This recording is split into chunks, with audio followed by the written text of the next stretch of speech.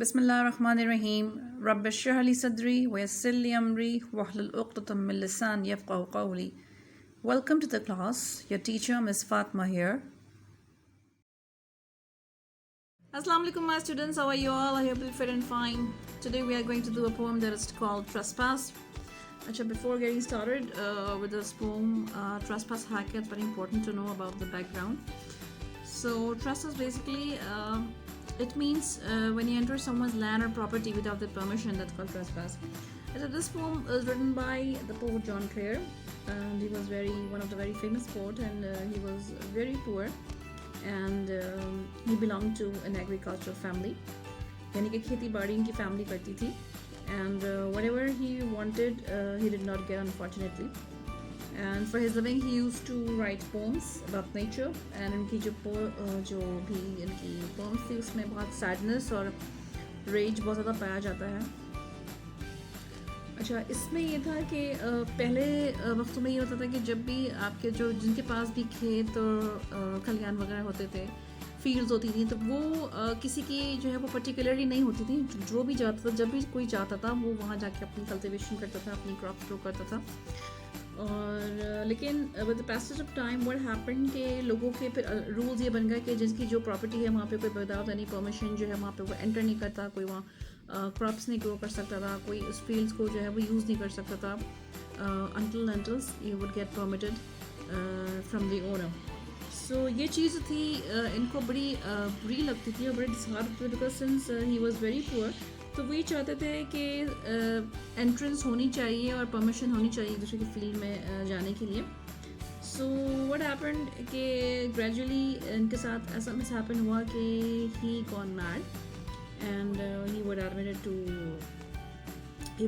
To a mad house. वहीं पर उनकी फिर डेथ हो गई. तो ये बड़ी एक सैड इनका एक स्टोरी में है, और ये पोम में भी जो है वो काफ़ी वो स्कैर्ड है लिखते हुए भी, और जो चीज़ है वो अब मतलब ये थोड़ा सा एक बैकग्राउंड था इसके बारे में जो आपको पता होना बहुत ज़रूरी था, ताकि इससे जो पोम है वो अच्छे से क्लियर हो जाएगी आपके.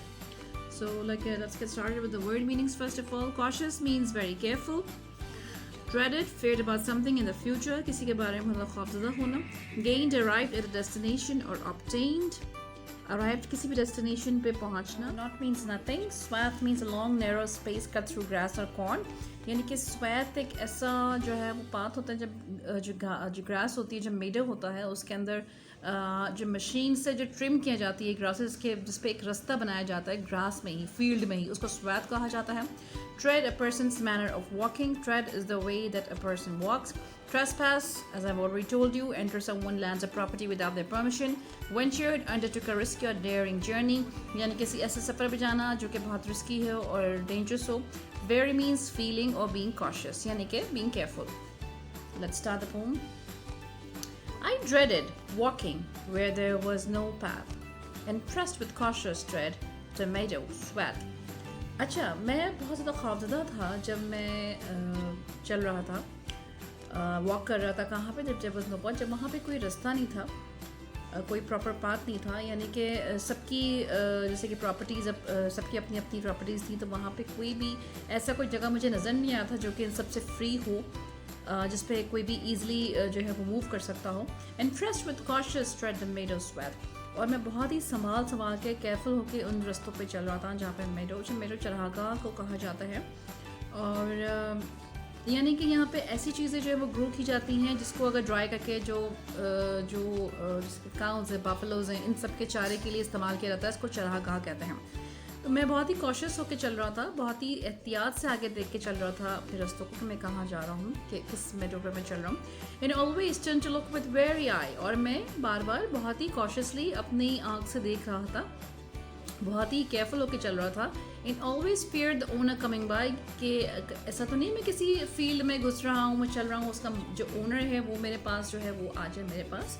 Yet everything about where I had gone appeared so beautiful I ventured on. लेकिन इसके बावजूद भी है, मैं जहाँ से जिन रास्तों से गुजर रहा था वो सब इतनी खूबसूरत थी कि मुझे बिल्कुल कोई खौफ नहीं लगा, और मैं बस जस्ट चलता ही गया, और मुझे बिल्कुल भी डर नहीं लग रहा था कि मैं किसी के फील्ड में एंटर हो रहा हूँ जहाँ पे जो है वो इलीगल है एंटर होना. And when I gain the road where all are free, और जैसे ही मैं उस रोड की तरफ में जो हूँ मैं एंटर हुआ जहाँ पे हर चीज़ जो थी फ्री थी, यानी कि सारी कोई भी फील नहीं थी, वहाँ पे सिंपल सा एक रोड आ गया था. I fancied every stranger frowned at मी.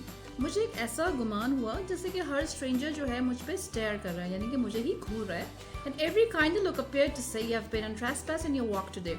और जो भी यानी कि जो अगर काइंड लुक भी था, कोई अगर मेहरबान भी था, तो वो मुझे ऐसा लगा था कि एज इफ कि मुझसे ये कह रहा हो कि तुम तो आज किसी के ट्रेसपास में एंटर हो गए हो, यानी कि किसी की ऐसी प्रॉपर्टी में एंटर हो गए हो जो कि इलीगली है एंट्रेंस और इसकी, और तुम वहाँ पे एंटर हो गए हो. तो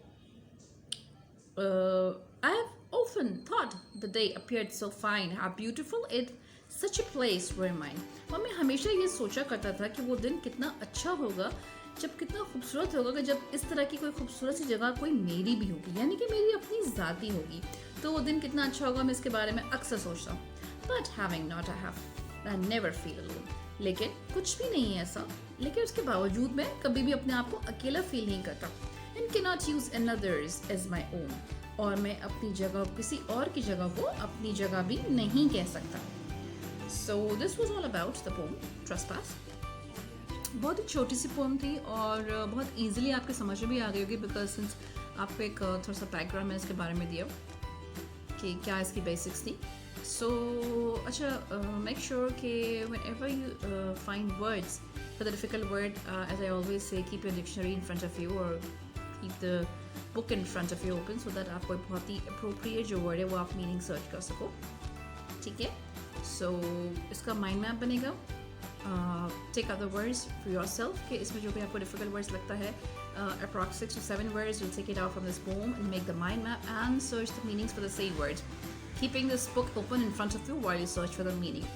So that's all for today. इंशाल्लाह next video पे इसकी exercise के लिए साथ जो है वो फिर मैं आऊँगी इंशाल्लाह next video पे.